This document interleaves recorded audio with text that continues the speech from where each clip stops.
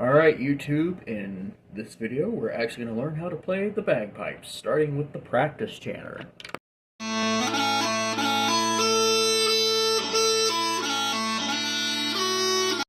Alright, so the first thing we want to do when learning the practice chanter is we want to learn how to play the notes on the practice chanter. So, also you want to learn how to hold your chanter like this. This is how you hold your chanter on the top. You're going to hold it with the fingertips on the holes, with your thumb on the back hole. Bottom part of the chanter, you're going to hold not with your fingertips, you're going to move your fingers slightly out a little bit to where it's the first joint that is touching the holes, that's what needs to be touching the chanter. And then, now you're ready to play your chanter.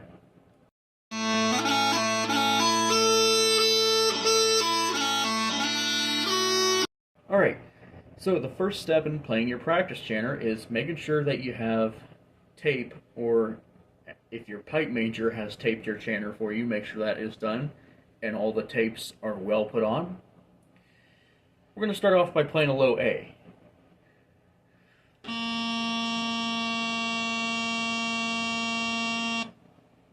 That's going to be the main note as a bagpiper that you want to get familiar with. That's going to involve your thumb on the back, your first three fingers on the top, and your bottom three fingers minus your pinky.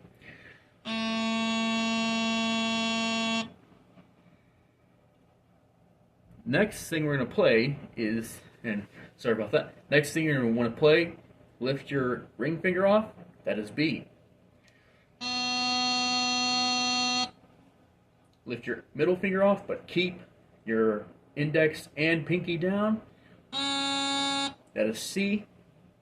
Lift your index, leave your pinky, D. Now, here's where we get to the top hand. You're going to put all three fingers down, middle, index, and ring. Lift your ring finger up on your left hand. That is E. Lift your middle finger up. F. Then you're going to lift your index up. That is high G. Then you're going to put your ring finger down, take your thumb off the back. High A, with all three fingers on your right hand down, and your ring finger on your pinky up.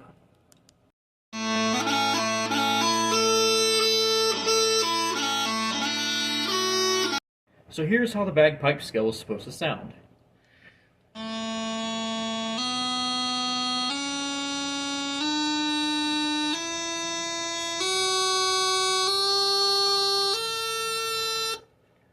Oh, by the way, let's not forget low G. That is all your fingers down on your right hand, and all your fingers plus your thumb on the back, minus your pinky. Here's the whole bagpipe scale from low G to high A.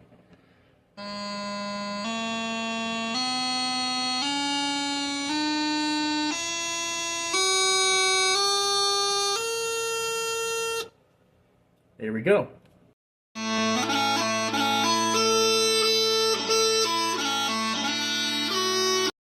Next, we're going to talk about grace notes. Grace notes are the little blips at the end, at the beginning of a note, when you're first starting a new note on the bagpipes. Your main three grace notes are going to be G, D, and E. We're only going to play G though. We're going to start from low G, go to high A. Now there's going to be a trick to this. You're going to want to play a G grace note at the beginning of each note. When you get to high G, you're going to do a G grace note, then you're going to do an F grace note, then you're going to do a G again. It's a high G doubling. Here we go.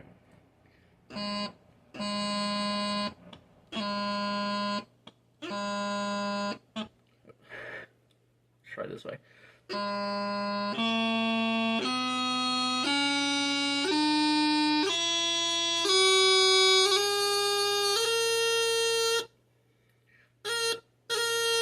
Now when you get to high A, you're going to do a swipe with your thumb.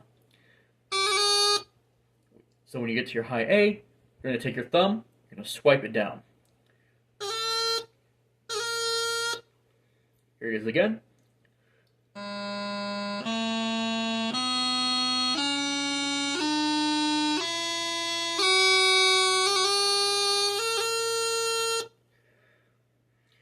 know my G grace note doesn't sound that good on the low notes, but once you get to the higher notes, then it starts to speak.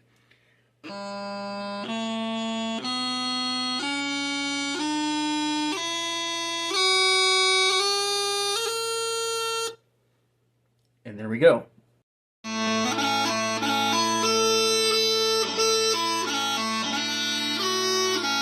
The next thing we're going to learn about, we're only going to learn one embellishment. This is very common when you're doing C to D, or any note from any note to D. As long as it's closer to D, you might be able to figure this out. It's going to be called a D throw. Now this is a complex one. If you've learned the grip before, you might know what a D throw is. It's basically a low G with a D grace note, back to a low G, then you're going to lift your middle and ring off on your right hand, and then you're going to lift your index, getting this sound.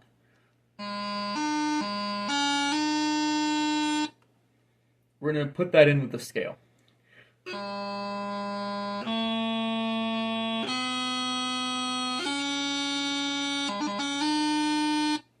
Now there's two types of D throws. There's the heavy D throw, which does, and then there's the other D throw, which is the low G to D grace note, but then to C, then to D. But I'm gonna do the heavy D throw.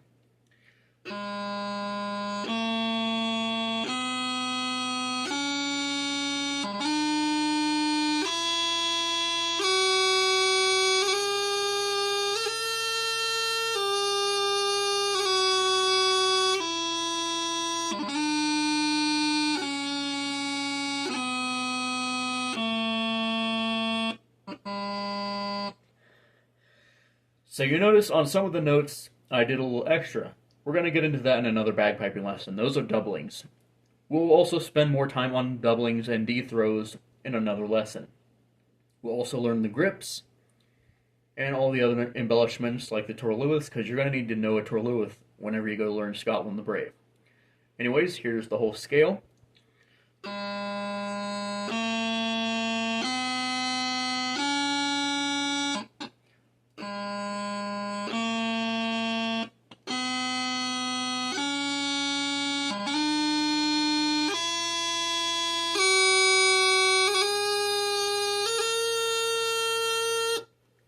Now, whenever you go to the bagpipes, this is where it's going to be different because you're involving a bag.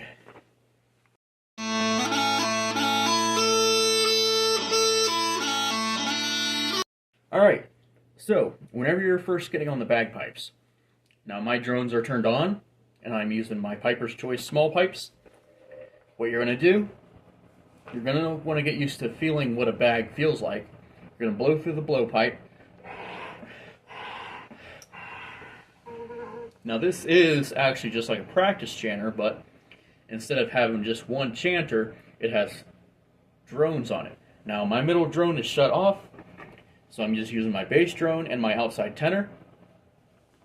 We're going to play the scale on the small pipes.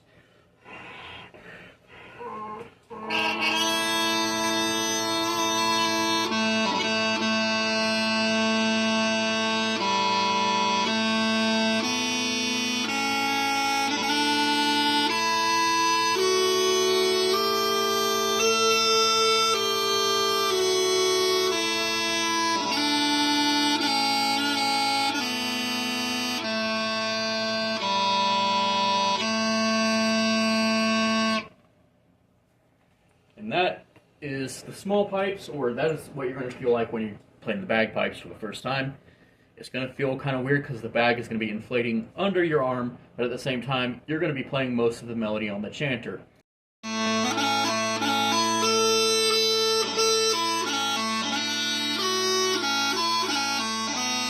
hope you enjoyed this first lesson on playing the bagpipes. Please stay tuned for more, as there will be another bagpipe lesson coming pretty soon. Yes, I'm still grade 5 in bagpiping, but I figured I would go ahead and start teaching bagpipes. That way I can teach while I'm learning at the same time. Alright, there we go. Thanks for watching, and more to come later. Make sure you give your practice chanter some love, and I'll see you on the next bagpipe lesson. All right, thanks for watching, and more to come later.